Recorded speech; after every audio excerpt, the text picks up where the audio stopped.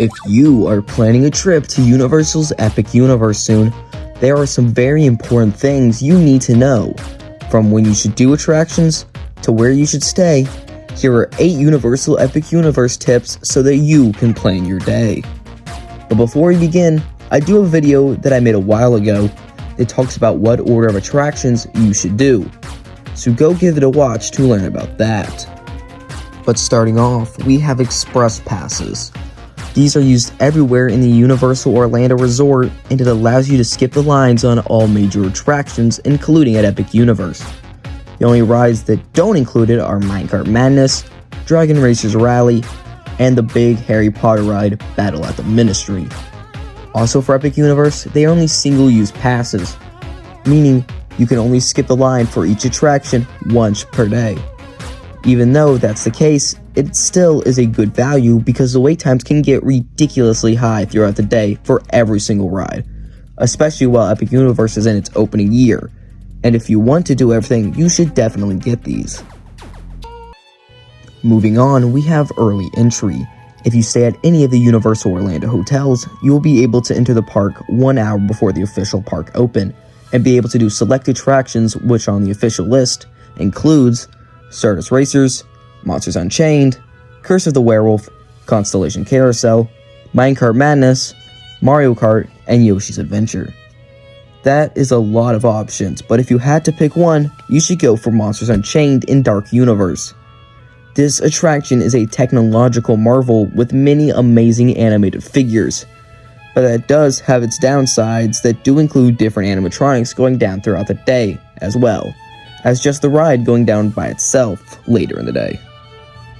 But if you don't make it to Early Entry, this next one's for you.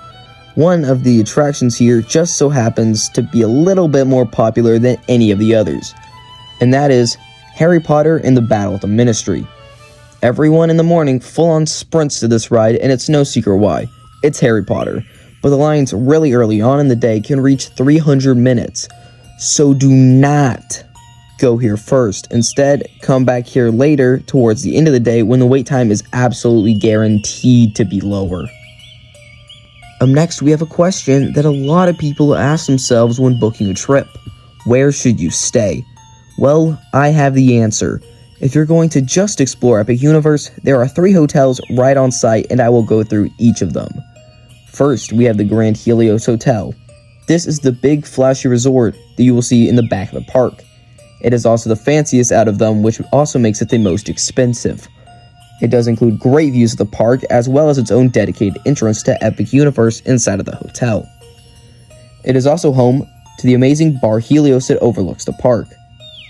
Up next, we have the sister resorts of Stella Nova and Terra Luna. These are the budget hotels, but still feature great amenities like a pool and walkability to the park.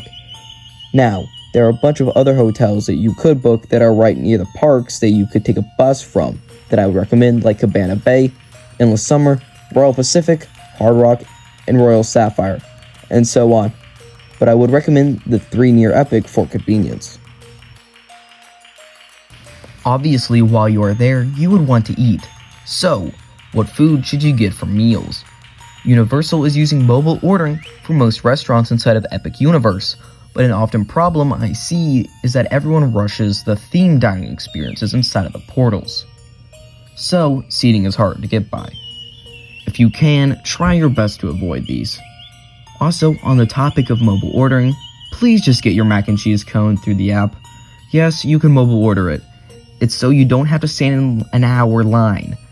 Getting back on topic though, I would recommend the restaurants just inside of Celestial Park.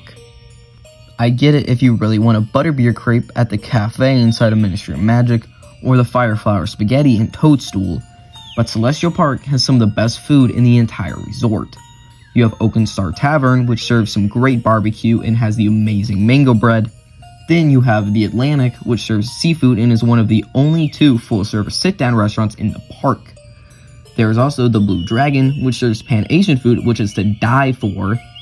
Meteor Astropub, which serves burgers, chicken, and waffles, and much more. And then there is Pizza Moon, the cutest little pizza place which has some nice aesthetics inside as well as the best pizza in the resort. So, you are bound to find something in Celestial Park that fits your cravings. but I think you get the point. If you have time to get a power-up band in Super Nintendo World, it really levels up your day and gives you so much to do. You can collect coins, find collectibles, and beat minigames. If you collect 3 keys, you can do a secret attraction that you can only do if you have the power band, and that is Bowser Jr. Shadow Showdown. It is an interactive, massive minigame where you fight Bowser Jr. by using your shadow to interact with various things throughout the screen. Throughout your visit, you can scan into various leaderboards around the park to see where you rank amongst your fellow guests during your visit. It is a blast that they added these, so if you really want that video game immersion, make sure to get this one. One thing I noticed at the park was a lack of shade in most of it, but there is a reason for it, as they only recently planted the trees across most of the area, so they do need some time to grow in, but because they aren't grown in yet, there are a few things you actually need while you are there. The first thing is obviously sunscreen, because it's Florida and it's hot there. The other thing you need is plenty of water. Water is in abundance here, as there are plenty of Coke refill stations across the park. In Isle Burke, there's a cool fountain in the middle that you can stick your hands in to cool down. Also, while in Burke, if it does get really hot there, it is the fire drill ride that can get you soaked. My final tip is to maximize time here. This is 100% a multi-day park. It would probably take 2 days to do the rides in general, and if you wanted to get a power band for Nintendo, or wands for Harry Potter, you could spend a day doing that. Or finding all the little things that make this place so magical, like the talking portraits in the Wizarding World that actually interact with you, or meeting Igor and the rest of the Dark Universe people. Heck, you could even give a whole day to trying food here if you wanted to, because this place isn't just a theme park more than it is a whole experience. So when you go, make sure to enjoy yourself and have fun. I hope these tips make your time there a little bit more enjoyable, and I hope that you have an epic time. Thank you for coming along. Make sure to subscribe because I talk about all things theme parks and Universal. So between now and the next time, see you around.